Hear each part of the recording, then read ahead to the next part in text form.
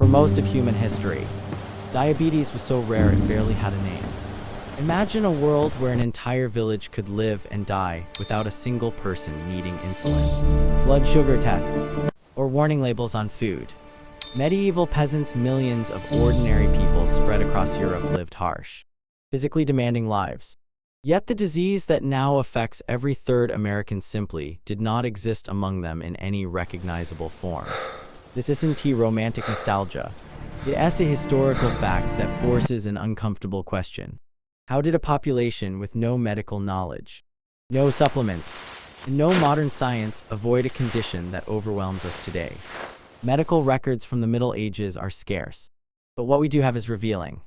Physicians of the time meticulously described illnesses they encountered: fevers, infections, wounds, parasites, malnutrition, even rare conditions like gout among the wealthy. If diabetes had been common, it would not have gone unnoticed. Ancient doctors like Aretius of Cappadocia had already described diabetes centuries earlier, calling it a condition where the body melts into urine. Yet in medieval Europe, such descriptions are almost entirely absent from everyday medical writing. That silence is powerful. It suggests not ignorance, but rarity. Medieval peasants lived on diets that modern nutrition advice would label dangerous. Bread was the foundation of life. Thick, coarse loaves made from barley, rye, or wheat filled stomachs every day. Porridge, beans, root vegetables, and the occasional dairy product rounded out meals. Sugar was virtually non-existent. Honey was rare and expensive. Fruit was seasonal. Sweetness, as we know it today, simply wasn't part of daily life. Still, even without refined sugar, they consumed carbohydrates constantly, and yet their bodies handled them without spiraling into metabolic disease. The key difference wasn't magical genetics or superior willpower. It was the rhythm of life itself. Medieval peasants woke up hungry and stayed active all day. Farming, carrying water, chopping wood, tending animals, repairing tools. Every calorie eaten was quickly put to work. Blood sugar didn't linger in the bloodstream because muscles demanded it. There were no long hours of sitting, no endless snacking, no midnight sugar hits. Eating was structured by necessity, not desire. Just as important is what didn't exist. There were no ultra-processed foods engineered to bypass satiety, no refined flours stripped of fiber, no constant access to calorie-dense snacks. Food took effort growing it, storing it, cooking it. That friction naturally limited overconsumption.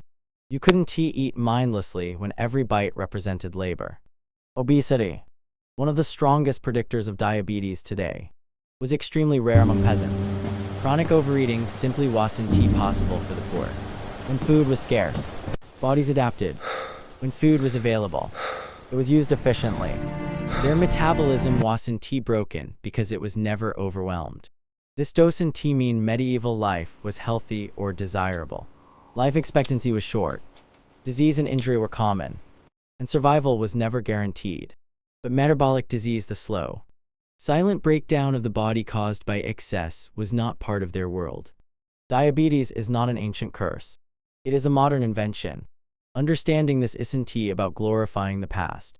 It's about recognizing how radically our environment has changed and how unprepared our bodies are for constant abundance. Medieval peasants didn't avoid diabetes because they knew better. They avoided it because the conditions that cause it today simply didn't exist. At first glance, the medieval peasant diet looks like a nutritional contradiction. These people ate carbohydrates at nearly every meal. Bread wasn't a side dish, it was the meal. Thick slices of coarse rye or barley bread filled their plates morning and night. Porridge made from grains simmered for hours. Beans, lentils, and root vegetables added even more starch. By modern standards, this sounds like a recipe for insulin spikes and metabolic disaster. Yet diabetes was virtually non-existent. So what was different? The answer begins with the kind of carbohydrates they ate. Medieval bread was nothing like the soft, fluffy loaves lining supermarket shelves today. Grain was stone ground, leaving the bran and germ intact. This meant high fiber, slow digestion, and steady energy release. Blood sugar rose gradually, not in sharp spikes, The body had time to respond, to move glucose into muscles where it was immediately burned. Compare that to modern refined flour, stripped of fiber and nutrients, engineered for rapid absorption. The same carb behaves very differently once inside the body. Portion size also mattered. Medieval peasants ate to fuel labor, not for entertainment. Meals were simple and repetitive. There were no hyper-palatable combinations of sugar, fat, and salt designed to override natural fullness. You stopped eating when hunger stopped, not when the plate was empty or the bag was finished. Eating too much wasn't tempting when the food itself was plain and functional. Then there's the issue of timing. Peasants didn't graze all day. Meals were anchored to work and daylight. Breakfast was often light or skipped entirely, followed by long hours of physical labor before the main meal. This naturally created long fasting windows, allowing insulin levels to drop and the body to reset its sensitivity.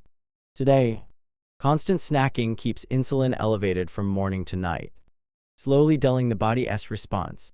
Movement transformed every carb they consumed. Plowing fields, harvesting crops, hauling firewood, these were workouts squeezed into an hour. They were continuous, low to moderate intensity activities spread across the entire day. Muscles acted like sponges, soaking up glucose efficiently. In that context, carbohydrates weren't dangerous, they were necessary fuel. Without them, peasants would have collapsed from exhaustion. Another overlooked factor is stress of a different kind. While medieval life was hard, it wasn't dominated by chronic psychological stress the way modern life is. There were no notifications, deadlines, or artificial light disrupting sleep. Cortisol, the stress hormone that worsens insulin resistance, followed natural day-night cycles. Sleep came with darkness. Waking came with sunlight. These rhythms mattered more than we realize. Carbs didn't harm medieval peasants because their bodies were aligned with their environment. Food, movement, rest, and daylight all work together. Today, carbohydrates are consumed in isolation without movement, without fiber, without restraint. We blame the carb, but ignore the context. The medieval peasant didn't fear bread. Bread was survival, and because their entire lifestyle demanded the use of that energy, their bodies stayed metabolically flexible. Carbohydrates didn't make them sick. Disconnection did. Medieval peasants didn't exercise, yet their bodies functioned the way modern fitness influencers promise after years of training. They had no gyms, no step counters, no protein powders, and still their metabolism stayed resilient. The secret wasn't discipline or knowledge. It was necessity.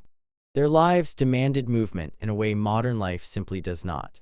From the moment the sun rose, their bodies were in motion. Water had to be carried by hand. Fields had to be plowed without machines. Wood had to be chopped, hauled, and stacked just to survive the night. Animals needed tending, fences repairing, tools maintaining.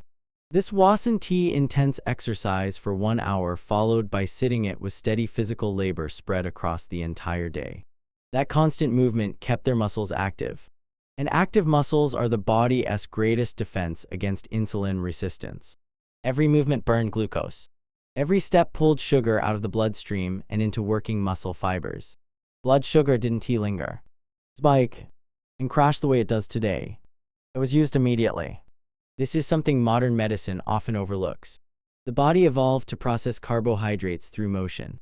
When motion disappears, carbs become a problem not because they're evil, but because they have nowhere to go. Peasants also built strength naturally. Lifting wasn't optional, it was survival. Carrying sacks of grain, pulling plows, pushing carts, lifting stones, these tasks created functional muscle mass. Muscle tissue is metabolically active. It improves insulin sensitivity and increases the body's ability to store glucose safely. Modern humans lose muscle as they age because their lives don't demand its use. Medieval peasants kept theirs because life required it daily. Rest, too, played a role. Despite their hard labor, peasants followed natural cycles. Work slowed when darkness fell. Sleep came earlier and deeper, aligned with the sun. This mattered. Sleep regulates hormones that control hunger, blood sugar, and fat storage. Today's artificial light and screen-filled nights quietly sabotage these systems. The Peasant exhaustion was honest, physical, and restorative, not the wired. Anxious fatigue common today. Their bodies also adapted to hardship. Food availability wasn't constant. There were periods of scarcity, whether from poor harvests or long winters. These forced metabolic flexibility. The body learned to switch between fuel sources efficiently. Modern humans rarely experience this. Food is always available, always calorie-dense, always convenient. The body never practices restraint, and systems designed for survival slowly break down under constant excess. Importantly, peasants were protected by genetics. If you transported a medieval peasant child into a modern environment, processed food, chairs, screens, constant snacking, they would develop the same metabolic issues we see today. The difference wasn't who they were, it was how they lived. Their strength wasn't visible in sculpted abs or gym mirrors. It was embedded in endurance, resilience, in metabolic balance. They didn't chase health. Health emerged naturally from lives that demanded effort. Modern comfort removes struggle, and with it, the physical demands that once protected human metabolism. Diabetes didn't rise because people became weak.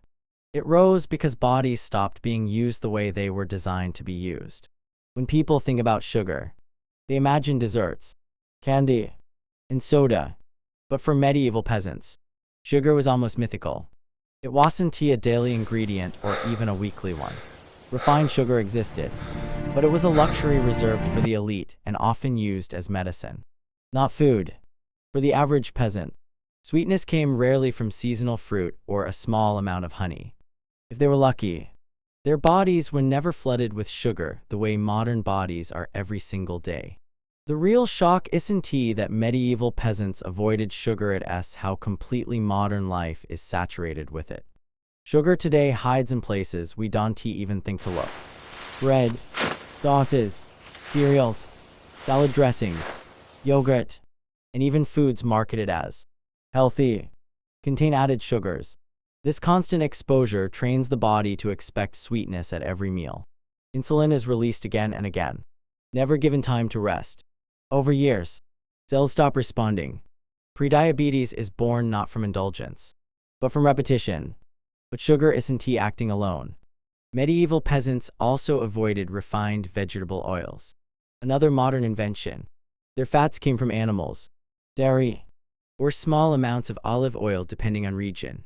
These fats were stable and minimally processed.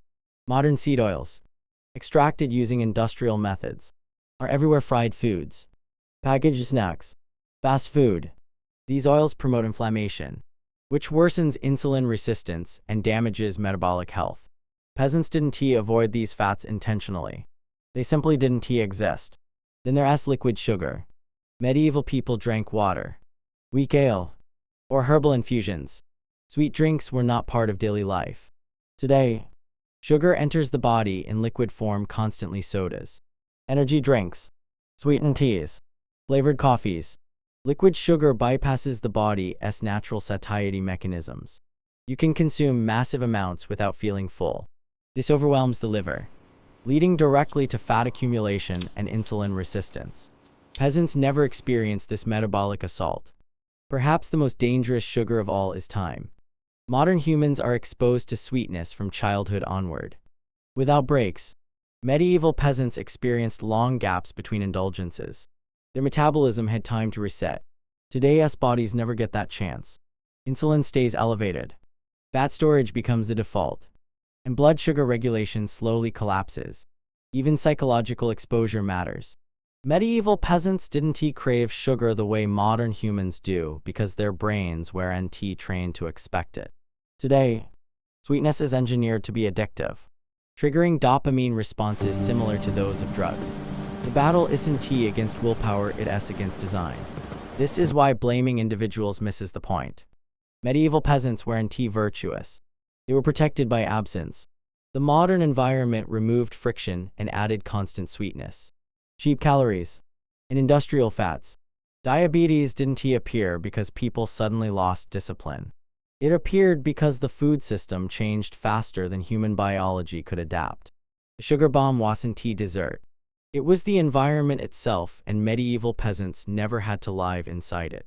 Modern life feels like progress. Softer beds, faster transport, endless food, climate control, and instant entertainment all signal success.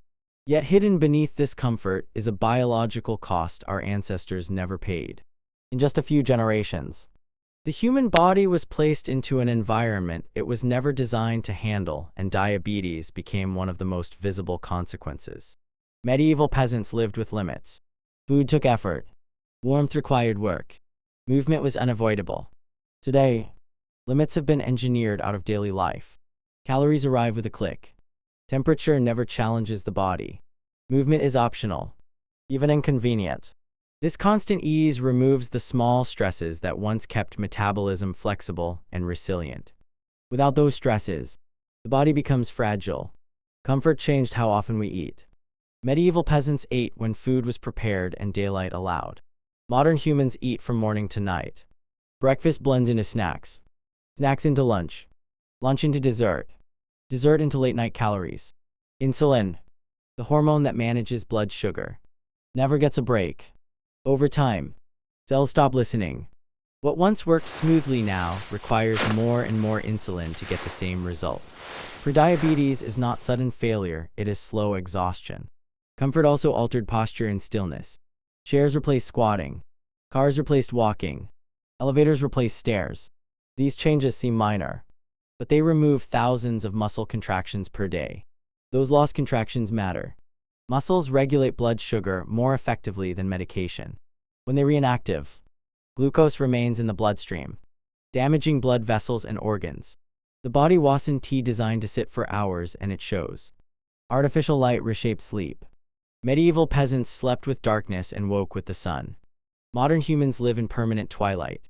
Screens extend the day, suppressing melatonin and disrupting sleep quality. Poor sleep increases hunger, worsens insulin resistance, and raises stress hormones.